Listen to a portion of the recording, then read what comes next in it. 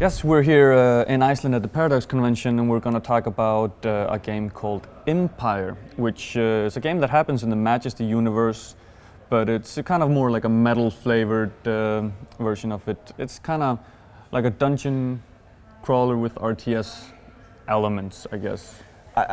Yeah, it's sort of like a genre merger between those two, and of course there's RPG elements, but you'll find that in all the sort of dungeon management and RTS games these days anyway. So it's sort of a perfect fit. I wouldn't call it an RPG, but I would say that it's a dungeon management sort of RTS style game.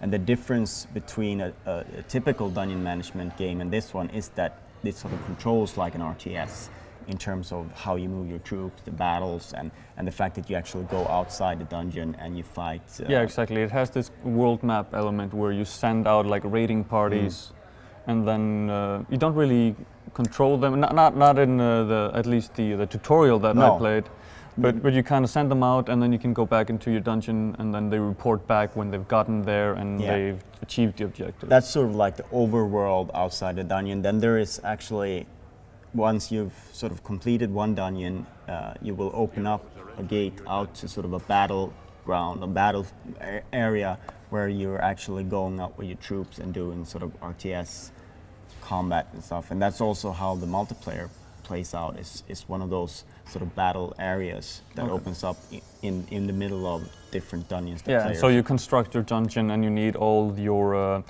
I mean, like the kitchen, you need the nursery to spawn imps. Imps, or whatever you're doing with. Yeah, exactly. Yeah. To scale up your units, and then you can go outside the dungeon and meet the other dungeon master in kind of this battle area. Exactly. That's the idea of the multiplayer, and there's going to be different objectives, of course, with each dungeon in the campaign or in the single player mode, what you do with, but. As you said, we played through the tutorial where you sort of got a lay of the land and sort of how it controls and what you do. I think it's one of those games where you're sort of a little bit scared that either it's going to be, because these are two very complex genres, so there's a lot of complexity there. Either you dumb it down so that it's not going to be interesting, or it's going to be super complex to get all the aspects of the game nailed down. And I think the tutorials sort of show that they're going for a very deep. Oh yeah, yeah. This one is, you know, we played the tutorial for 30 minutes, and we still hadn't learned all the aspects of the game. Yeah. So, but it still doesn't feel as button click heavy as an RTS. No, definitely not. Because you send out your units, they patrol your dungeon, and then you have a squad system where you can adjust how they will behave in an encounter. And for example, I mean, yeah, they have heroes that come into your dungeon and try to, loot your dungeon, basically.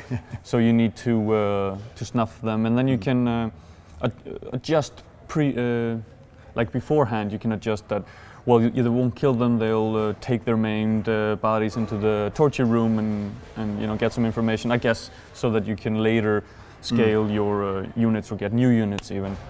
So, you know, you don't need to be on the action and clicking away. No, you can do a lot of this sort of you set different parameters for the different squads, and they will sort of do that. But there's still quite a lot of micromanagement. You can tell them when they need to go to eat, for instance, to get their energy up, and there's a lot of that, and there's a lot of different economies going on as well, both with mana and gold and treasure and all of that stuff. Yeah, and you're scaling up each of the rooms to get new units, and then you're scaling up Baal, the dungeon master, the imp, conjured. He was, unfortunately, he's a little bit larger in real life, and he was brought over by someone who was a little bit of a hack at their profession, and it turned out that he was this little guy instead. So he needs to grow in power and grow in stature, and that's the whole objective of the game.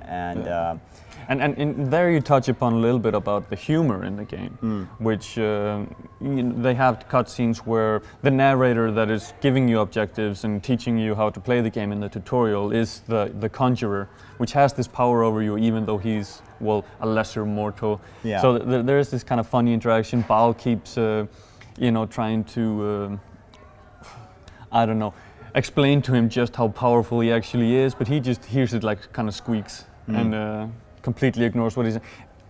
It's humor, and they talked about. The tutorial is very meta. Yeah, and they talked about that there is going to be a pretty big stand-up comedian that's going to be a voice actor in the game. However, they didn't announce who it is. And no, we didn't really hear any of it. No, and they said that's going to come in the next couple of weeks. They're going to announce that.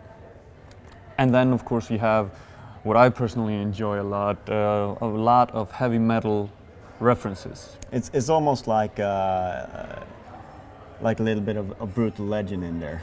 Yeah, I guess so.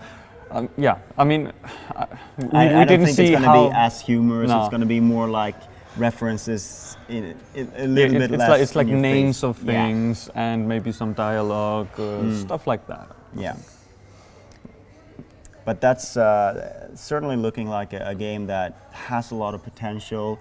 It's going to be interesting to see how they pull all of this off, because it is an ambitious sort of genre mix that they're going for. Yeah, kind of dungeon crawler RTS. Yeah, and I had some issues playing it with the controls. I think that it's one of those games that you want to learn the shortcut keys very quickly. Oh, yeah. Because using just the mouse to play and trying to do the sort of the quick decisions while there's combat going on, it's a little bit tricky. Yeah, I called the dev over and asked for a quick overview of the button. So I was already smart idea. I was already using the keys for the squad. It's tab to call up the that's not locked down because it's still in development. But they have hotkeys for almost everything that you need really. And then I think it was also kind of interesting what they changed since they last showed it is when you scroll all the way out from the kind of the dungeon, you get the kind of build overview. Exactly. Where you place the rooms and you can also create units through that instead of having to click on in the room, and so and then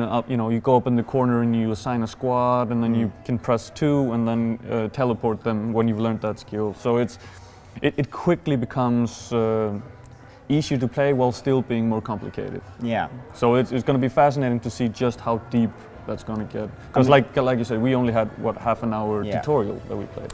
I mean, that's exactly what's also interesting about this whole sort of RTS aspect of it, is that you're going to have to allow players who are good at clicking, and sort of that has to come into it as well. And that really teleporting and all of that stuff, I can see like when you're managing 5 squads and you got them all tooled up, you can do there's a lot of sort of quick tactical things that you can do with teleporting, and it kind of felt a little bit like both tactics were as valid.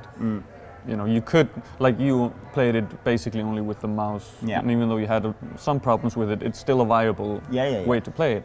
So perhaps you have to be a little bit more conservative if you play it that way. You have to sort of build your stronghold a little bit more tighter. Yeah, and that is also something you can customize how you want your dungeon keeper imp guy to sort of progress in what areas. Yeah, because you can also upgrade him towards. I didn't see how many trees, but definitely a lot of possibilities.